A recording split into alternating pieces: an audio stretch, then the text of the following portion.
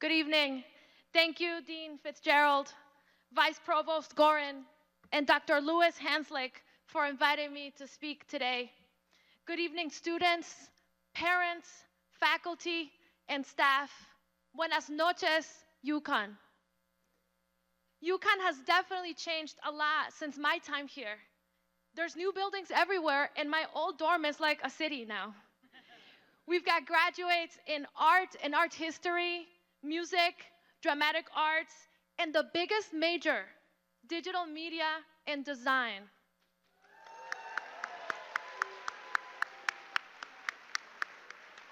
Today, I want to share with you 3 decisive moments in my life. In all of these moments, I have faced one thing time and time again, and that is fear. Here's what I have learned. The goal is not to avoid fear, but to channel fear into action. So moment number 1, when I first arrived at UCONN, I felt like a fish out of water. Having been born in Ecuador, I was the only Latina immigrant violinist in my studio, in my orchestra, and in the whole music department. I often asked myself, do I belong here? Does my culture or my language have a place in classical music or in the fine arts at all? Thankfully, after attending a welcoming barbecue luncheon where everyone spoke Spanish or Spanglish, I found the Puerto Rican and Latin American Cultural Center. That space reminded me that I didn't have to apologize for who I was and that I wasn't alone. It became my home away from home. Fear showed up again the second moment when I nearly failed my first music history exam. I had the violin skills, but not yet the study habits or academic prep. And honestly, I didn't see myself or my story reflected anywhere in those textbooks. But instead of giving up, I went to see my music history professor, Dr. Eric Rice, and ended up pitching him a project that became the department's first international tour since the 80s with major funding from the US State Department. Looking back, if I hadn't failed that exam, that tour and everything it led to might have never happened. And now, moment number 3. On May 2011, I sat exactly where you sat today. Hopeful, nervous, and wondering what's next. The very next day, I handed my parents a 1-page plan. In that plan, I told them I would be pursuing social entrepreneurship for 1 year. If it didn't work out, I would go to grad school or go get a real job, like they wanted me to. I was terrified, but I had a vision. And I kept asking myself, if not me, then who? If not this, then what? If not now, then when? So here's your final UCONN assignment, coming from me based on these 3 moments. Write your 1-pager.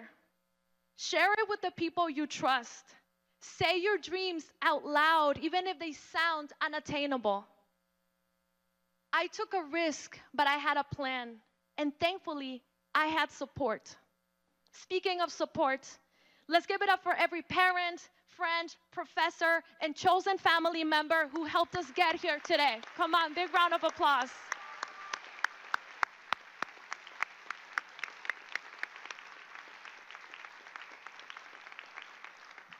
Two weeks after my graduation, with cash gifts from my college party, I founded In Tempo, a nonprofit organization that uses native instruments and repertoire to make music and cultures relevant, accessible, and inclusive.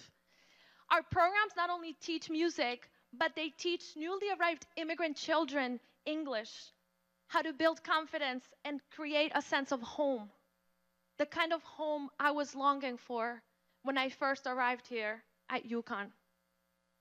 I had 0 training in business.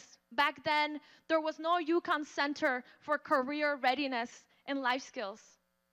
I only had a violin, a dream, and faith that I was gonna make it.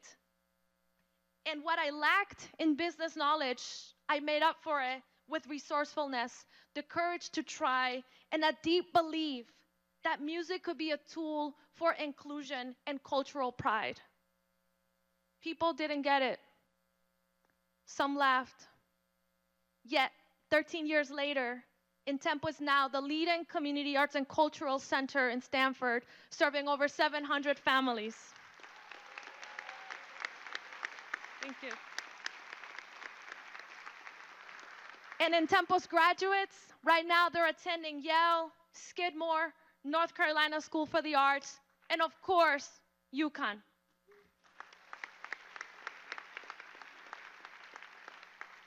Fear of failure doesn't end when you get the diploma, however. I felt it all over again just a year ago when I made the hardest decision of my professional life, to leave Intempo, the organization I founded, and begin a new chapter. It was terrifying to walk away from something I knew so well, but that's how growth works. It stretches you.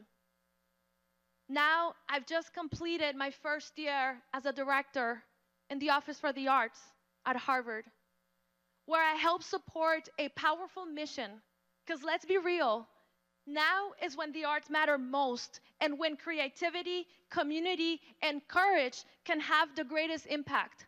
So today we celebrate and tomorrow we keep hustling.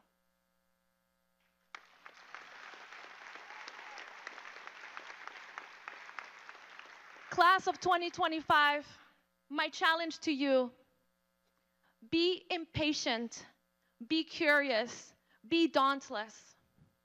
Write your one-pager and share it with the people you love. And when the risk feels real, keep chasing it, physically, personally, artistically. As UCONN's own Paige Beckers reminds us, failure is just a part of the journey to greatness. So don't fear failure, fear standing still. Students now, Huskies forever. Congratulations, class of 2025. Thank you so much for having me. Gracias.